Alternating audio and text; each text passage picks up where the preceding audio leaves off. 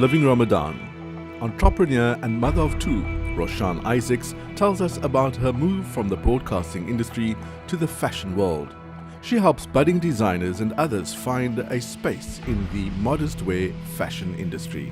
As a result of the spiritual dynamics of this holy month, Ramadan touches the hearts and minds of more than just the Muslim community. The South African National Zakah Fund is an institution in the charitable organization field. Tonight we learn more about their Operation Fitra and their sustainability programs. South Africans living abroad compare their Ramadan. Inspirational and motivational speaker Abdul Ghani Babu Fablanka shares his insights on how one should live their life. We end off with a spiritual melody. After 14 and a half years in the broadcast industry, it was an easy decision, despite what others might have thought that it would be a tough decision. It was actually a very easy and natural decision to move away from the broadcast arena. I just felt that it was time to move, that my time at that specific company was worn out, or it was time to go. And surprisingly, I was then introduced to the fashion industry. Something about it attracted me, and not in a superficial way, but more in a business sort of sense. And I fell into it literally by looking at a shelf at one of the supermarkets, and I never found anything that appealed to me as a Muslim or appealed to me as a South African in terms of what was there for me as a modest wear dresser. And that's sort of when I started Style Africa Fashion Network to market, promote, and push or support the South African design industry. But again, I didn't feel like that was what I was meant to do. I was then introduced to Alia Khan, who's the global head of the IFDC, the Islamic Fashion and Design Council. And somehow it sort of all fell into place from there. And that's when I became the country manager of the Islamic Fashion and Design Council for the South African chapter.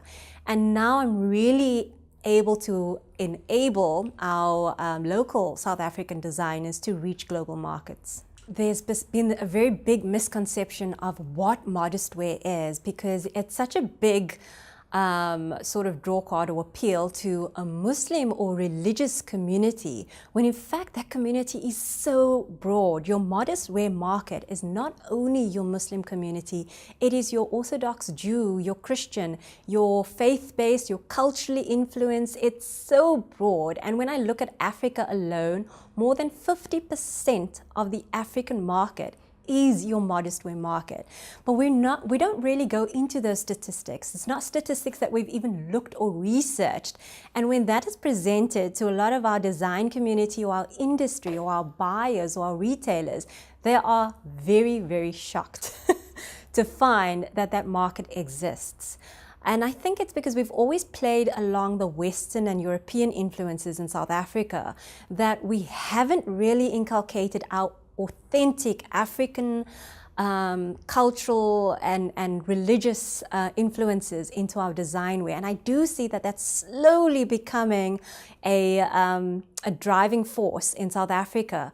But small steps, baby steps, and what I am able to do within that market is really to present the South African, authentic African designer goods to your local as well as your global markets. If we're looking at global markets in the modest wear arena, we're looking at a spend of over $300 billion. And there's more than enough for every single designer. And what we are able to do within the Islamic Fashion and Design Council is to look at where the markets are. We have councils in almost every country around the globe. And when there's something in Russia, we literally tell our designers in South Africa, there's an event or exhibition or fashion show in Russia or in Indonesia. Would you be interested in showcasing? And we create the platform for them. We also understand that here in South Africa, we don't have pocket money that we can use to just fly wherever we want. So what we've been able to do is to create an opportunity where they courier their goods, and our council looks after it, either sells it and sends them the money from that side, or showcases it and sends their garments back, making it easier for a local South African designer to then become an international designer. Ramadan, my day varies very, very much so, because your hours become shorter. So instead of paying a lot of attention to work, you have to break down what you're doing in order to look after your family, in order to make sure that something's ready for dinner, for iftar, for the evening. And also placing more effort on re-establishing yourself with Allah and reconnect with Allah and just question, is this still in line with my beliefs? Is this still benefiting me in pleasing Allah? So when you look at all of those, you set your goals for the next year. In Ramadan, my work day decreases to a large extent, in that you sort of had to make time for everything else, and also spending time more with your Quran, whether it's reciting or whether it's listening. And what I do in the morning as well when I drop the kids is that we're listening to recitation of the Quran or qasidas or something that sort of benefits them in a way and starts their day. And it's also now the exam period for the kids, and I feel that it's the perfect time to write exam because Allah's listening even more closely during the month of Ramadan. So if you really want to remember everything, now is the right period. But other than that, it's also about, your family time, sitting at the dinner table or sitting at the table for breakfast just before Fajr. It's making salah together. It's performing all those deeds that bring you closer as a family. So during the month of Ramadan, I think the focal point is really family time, Allah time, as I would tell my children. And work then, the essence of work is more about the purpose of the work and asking yourself, is this, does this please Allah? Is what you're doing pleasing Allah? Is it still in line with where you see yourself and in the future, and also where you want to take this business? And if it's not benefiting you or someone else, then now is a good time to reflect on those sorts of questions. Reset that button and look at the goals that you want to achieve spiritually, even with your work, with your family, everything, and sort of press that reset button to work towards those goals. And then, of course, to recharge and reconnect with the Almighty, because that's really the focal point of Ramadan, is to remind yourself in every single thing that you do is the purpose of your being, and the purpose is to submit to Allah and to please Allah. And as long as you have that in every single thing that you're doing, you sort of are becoming spiritually uplifted in a way. But the point of becoming spiritually uplifted is that you then put that into an action plan. And then it's not just something that's said or written down, but it's something that you physically reconnect with. Giving to charity, I've been giving to orphans in terms of just dressing them up with new clothes.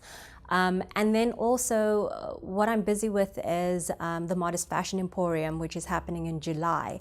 And during this month, I've been connecting with a lot of designers, local designers, and the aim of that really is to assist their business in marketing their business, in reaching a different level of their business, and also to just teach them the benefits of moving away from your normal markets and introducing them to new and broadening sort of their market space by coming to the Factory Shop Expo.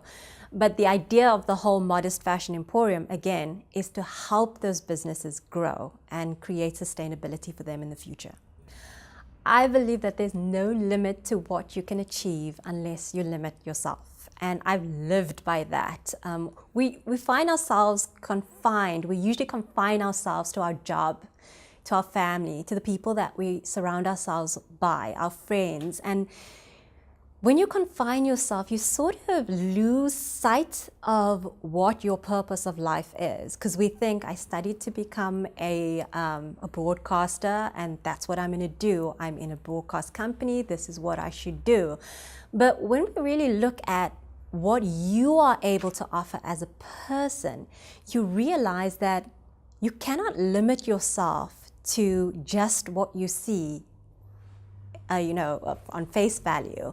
You need to look at the intrinsic value of what you can offer society as a whole. And as a woman, I think that there's so much we can offer, because we're not only the mothers of our children, we're the mothers of society. We're not only we're obviously only the wife to our husband, but we also play the role of daughter, of neighbor, of a nurturer. And it isn't, again, confined to only your house. If you can nurture a society of people, there's so much more that can be offered and can benefit society as a whole, because I think that really is the role of a woman. I think that there's no limit to what you can achieve unless you limit yourself. We can extend ourselves in so many directions, and as women, we are the mothers of our children, but not only our children, but also of society. And if we really look at our role as nurturers, we must realize that nurturing is not only confined to the house, it can be broadened to the rest of society as well. But we also look at our role as a daughter, as neighbor, as caregiver. All of these roles encompassed are really, if we just step outside of our normal environments, especially during the month of Ramadan, we can really, really grasp the true meaning of giving during the month of Ramadan, by whether it's educating or just becoming part of society as a whole. Please visit and like the Living Ramadan Facebook page. God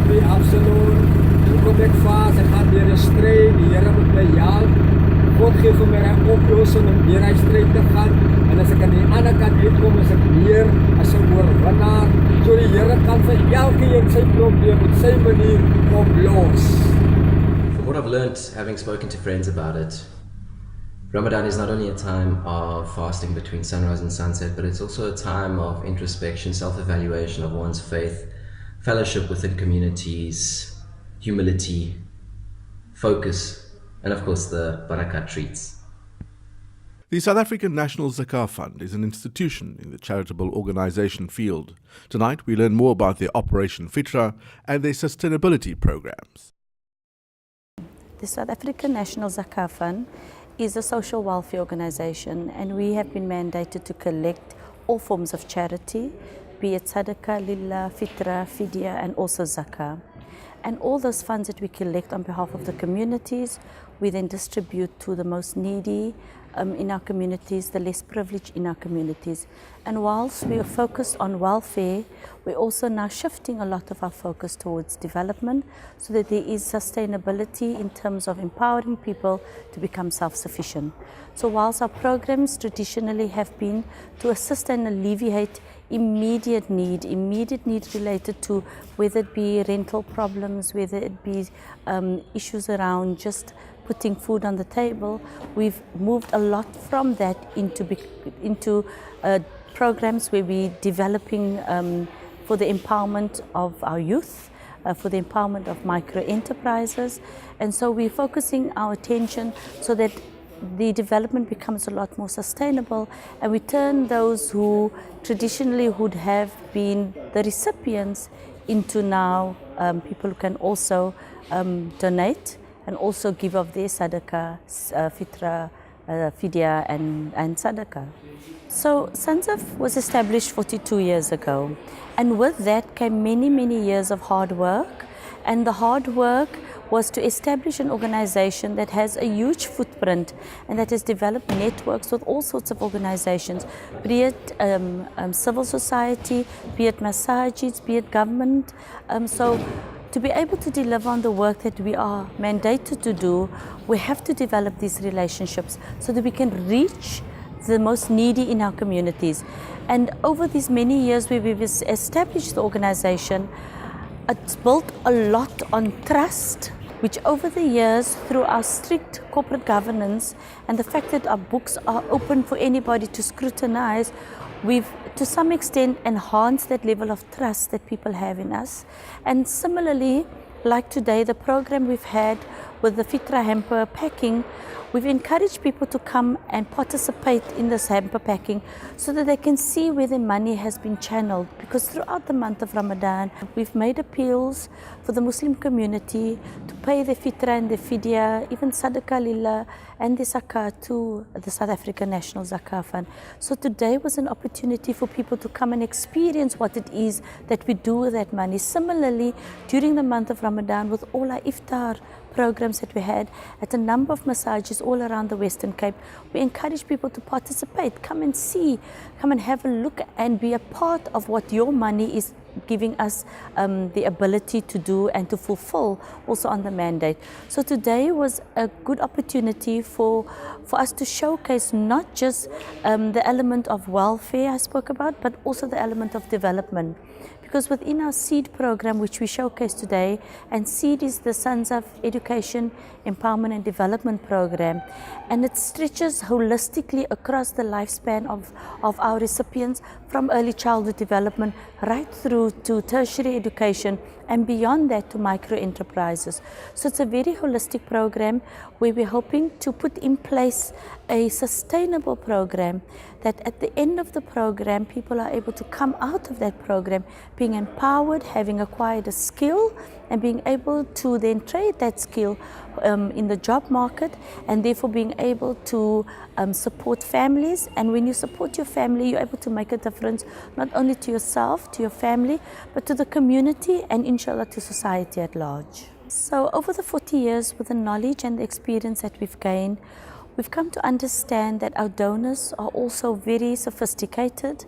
We're seeing a lot of the youth, the young, newly entrants to the job market who are acquiring their own wealth and understand the need to pay zakah and the fitra on their wealth. We've understand that they too are a very discerning audience that we have to cater for. And through that we have changed and added to our payment options. So before we used to get people coming into our offices with a little envelope. Now we've enhanced the payment options to a multiple of different options, from EFTs to online banking. We have our swipe cards at all of our offices, and we also develop what we are very proud about is the Sons of app. And that we call it Zakah Made Easy, and it is exactly that. It's an app that you can download off the App Store onto your phone, and sometimes you know when you calculate your zakah, you sometimes forget certain categories of your wealth that is zakatable, but the app is designed in such a way that it asks you all these questions. So if there are any categories of your wealth that you may have forgotten, it almost prompts you to think about some of the investments that you possibly have, even things that related to your business and things that you maybe did not know was needed to be included in the calculation of your zakah. The app to some extent is a reminder. So all you do is you put in your values and the app is able then to calculate your zakah.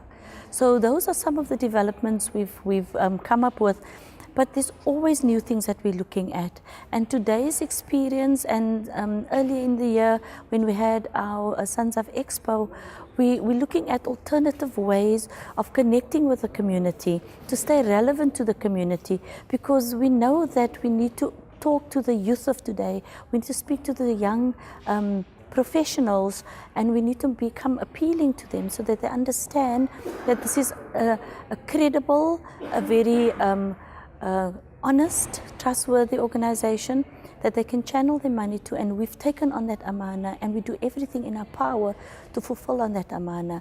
Our staff are educated, our staff are experienced, and the staff work extremely hard, and this is not a job for them. This is what they do, term as a calling, because it's not a 9 to 5, it's a 24-hour job, and part of that passion, part of that enthusiasm and that commitment is reflected in the way that these projects come together. So whether we're in a community or whether we're at our offices, whether we're across the table with the recipient, whether we're talking to a donor and whether we're thanking them for their valuable contributions, that love, that commitment is evident when you talk to our staff. And so over the next couple of days, we will start distributing 16,500 fitra parcels around the Western Cape. And we do that quite coordinated through 117 masajids in the Western Cape, working through a number of hubs. One hub in Mitchell's Plain, another hub in the Grassy Park and surrounding area, and a hub in the Athlone area that sees to the Bonteheuwel, the Q Towns, the Silvertown areas. Mitchell's Plain sees to as far as Mandela and Khayelitsha, and then Grassy Park to the extent where we go as far as Parktown and those areas. So alhamdulillah, from here onwards now, it's the distribution process that needs to happen. The packing is now complete, alhamdulillah. And so we look forward to every Muslim brother and sister not being in want on the day of Eid. And just like many of us, alhamdulillah, that Allah has granted us the choice to have 1 or 2 meals on our table, so too we can share in the knowledge and be pleased that there are many that may not have had, but now alhamdulillah, over 16,500 families that we were able to reach will inshallah have a lovely meal on the day of Eid. And so many other organizations have done similar, and inshallah our collective efforts we hope will make a dent into the level of poverty that we have here in South Africa and in the Western Cape. Please remember to visit and like the Living Ramadan Facebook page and view messages from South Africans living abroad comparing their Ramadan to Cape Town. Town about 5 years ago, and Ramadan in Doha is a special time throughout the world, of course. But it's when you are in a Muslim country, you get a different feel for the month. Everything revolves around Ramadan. The work hours, we tend to have a shortened working day. We finish 1 o'clock, 2 o'clock in the afternoon, so that you have time to do your things, to make sure that you're prepared for your prayers. There's no excuse not to go to the mosque. You have Jamaat Khanas within your office blocks. You have the mosques on all the corners. Whether you're in a mall, wherever you are, there's no excuse not to do what you're supposed to do. You have time for your supplications, for making dua, for remembering Allah. In Cape Town also we are blessed with a large Muslim population, but it is different being in a Muslim country. Alhamdulillah, it's a wonderful experience. Tonight, inspirational and motivational speaker Abdul Ghani Babu Fablanka shares his insights on how one should live their life. A lot of people seem to think that they find difficulty in earning money, which is a very practical subject today. But the fact is, it's because they refuse to see abundance around them. It is only when you start seeing abundance that abundance actually sees you. It's only when you find that you are in a state of courage that you yourself find the courage to do things which you might not have done before. The idea is to do it. Don't worry about the consequences, because if you worry about the consequences, you will not do it. And at most time, that's what keeps people back. The only person who can keep you back is you. We end off with a spiritual melody. جل الله جل الله جل الله في علاه جل الله جل الله جل الله في علاه إن بدع جود المولى فالعفو منه أولى إن بدع جود المولى فالعفو منه أولى دافع عني البلوى كاشف الضر الله جل الله جل الله جل الله في علاه جل الله جل الله جل الله في علاه جل الله جل الله جل الله في علاه منه فضل أولاني بحلا خلق سواني منه فضل أولاني بحلا خلق سواني دافع الكون فاني والكل يرجع لله جل الله جل الله جل الله في علاه جل الله جل الله جل الله في علاه جل الله جل الله جل الله في علاه إن بقى عبد يوما من خطايا أو ظلما إن بقى عبد يوما من خطايا أو ظلما حاشا أن يبدي لوما غفار الذنوب الله. جل الله جل الله جل الله في علاه، جل الله جل الله جل الله في علاه، جل الله جل الله جل الله في علاه. اضرب اضرب يا محب لا نوم علينا، اضرب اضرب يا محب لا نوم علينا، لا تبالي بالعزاه والمنكرين، لا تبالي بالعزاه والمنكرين.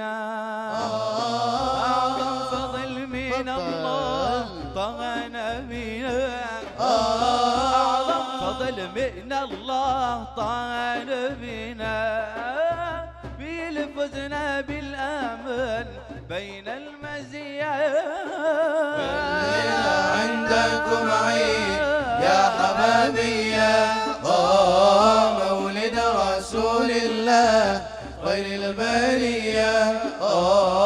والليلة عندكم عيد يا حبابي مولد رسول الله خير البرية.